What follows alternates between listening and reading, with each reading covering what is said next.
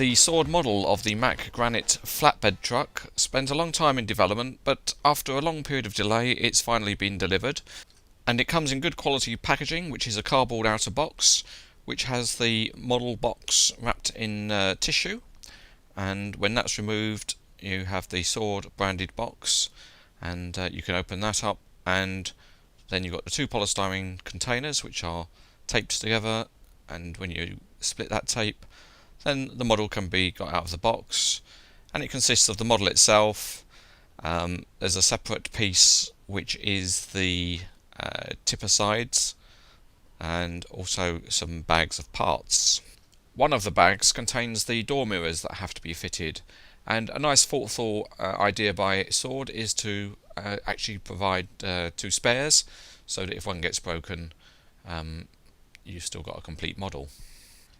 Another good inclusion with the model is a bag of accessory parts that can be used to pose the model in interesting ways. That includes some rubber wheel chocks, a set of 4 cones, 2 nice metal shovels, and a set of tie-down straps which are in 3 different lengths and 3 off of each. The door mirrors have to be fitted to the truck, and these are of a changed design to previous Sword models of Mack trucks.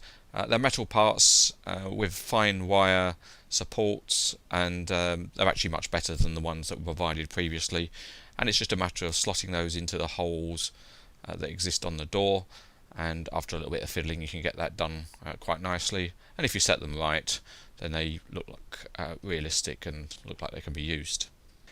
So let's have a run around the details, and this time we'll start with having a look at the chassis, and underneath it's very good. The transmission and suspension parts are all metal, and there's plenty of hoses and things for brake lines and things like that. At the front, the Mack Granite radiator details are good, nice lights with lenses, and on the hood there is the famous Bulldog mascot faithfully reproduced. There's plenty of chrome work below the cab doors, and the fit of the cab doors is very good. They're opening doors and no unsightly gaps, and the revised door mirrors also look good in place. Of particularly fine quality is the meshwork in the headboard at the front of the flatbed. And at the rear, the towing hitch and the lights look pretty authentic too.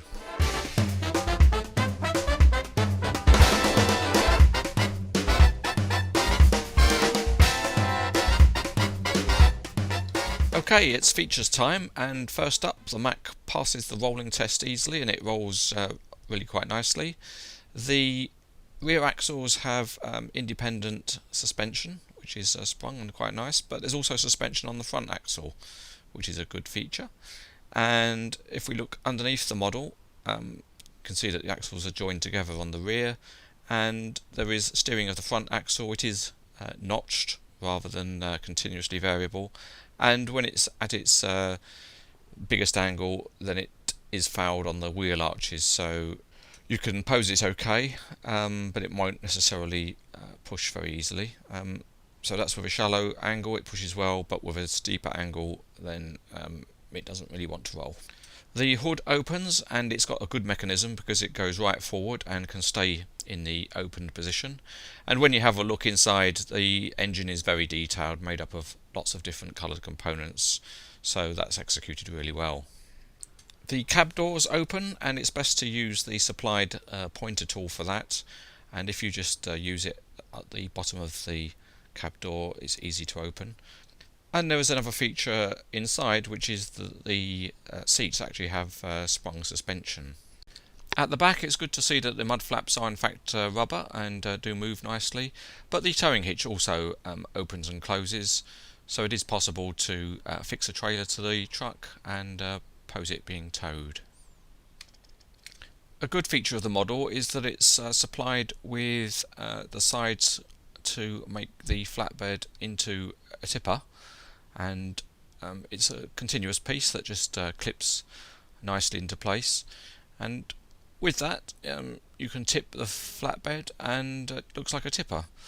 The tailgate opens and closes, but perhaps the only comment is that the rivet that holds the tailgate in place is perhaps a little bit large, but there's also some nice little clips that can be used to secure the tailgate so that it doesn't open, and that works quite well too.